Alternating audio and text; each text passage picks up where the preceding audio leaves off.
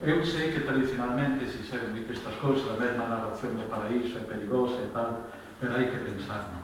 Deus só, se Deus é amor, só quere amor, e como dicía, todo o fío vermelho da Biblia e da salvación, e a máis do peso mesmo filosóficamente non entramos, só cabe pensar no Deus amor volcado na creación, senón non teria sentido. Por tanto, o sufrimento é unha prova. Ben, nós podemos converterlo en prova. É dicir, se unha persoa ante a enfermidade se revela, non acepta tal, outra, pode ser unha prova de se tes unha auténtica fe tal, pero non é unha prova que condemos.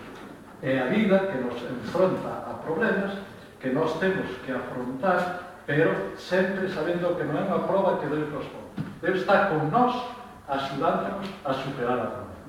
Non é a prova, ponnos a vida, ponnos a actitude, ponnos as circunstancias. Nunca pensar que o mal, o sufrimento, a dureza ven de Deus. Eso, non. Deus está sempre ao noso lado, frente ao mal. Pois está mal posto. Está mal posto. Vai un día de noite e tal. Hai tantas cousas mal postas, tantas cousas. Criar. Amigo, se a mí me preguntan cal é o seu gran principio teolóxico, se diría o Deus que cría por amor. Desde esta confianza, desde esta intuición de chama de o que queiras, e desde onde eu hoxe penso toda a miña teoloxía. Ora, dime, explíqueme o verbo criar. Non hai que pois explicar. Comprendemos un pouco o que pode ser. Por un lado, eu estou convencido que sería que hai culturas que non descubriron a idea de creación e tal. Posiblemente, con idea formulada, non. Pero, eu creo que hai unha intuición en todos nós do que pode ser, porque todos comprendemos que o mundo non dá razón de si mesmo. Se existe o mundo, é porque alguén o fai ser. Isto é unha intuición vulgar, pero porque hai religión no mundo desde que hai persoas no mundo. En definitiva, é iso que pode ser, algo ten que haber. É dicir, esta intuición de que eu existo, pero podía non existir.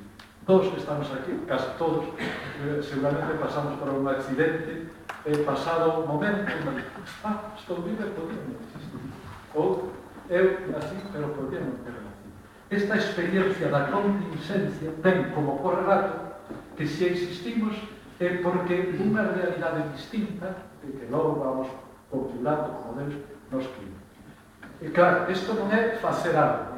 Por eso eu dicía que a idea de creación non é que fazer contando nos libros, pero como me interesa tanto, teño un libro que se titula Recuperar a creación, porque me interesa moito a idea. E intento aí ir un pouco ver, criar é que nós saímos totalmente de Deus.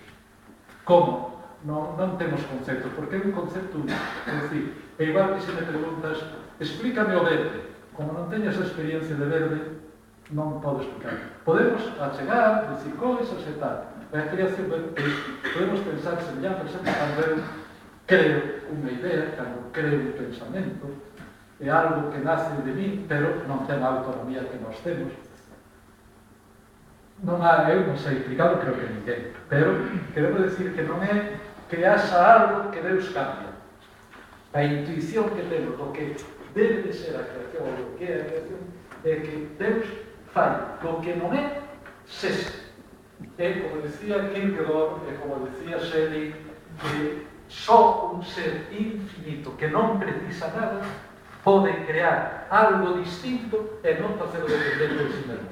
Porque Deus non crea desde a necesidade, crea desde o amor, desde a superabundancia. Por iso, fai ser o distinto de si, pero para darlle autonomía.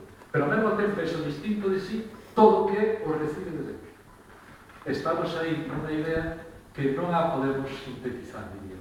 Non é posible. Pero non me parece imposible intuir por onde vai. Pero isto pasa moito. O tempo, aquilo que decía Santo Agostinho, que é o tempo? Se non preguntas sei como o preguntes, temos a intuición de por onde non, pero non sei explicar máis.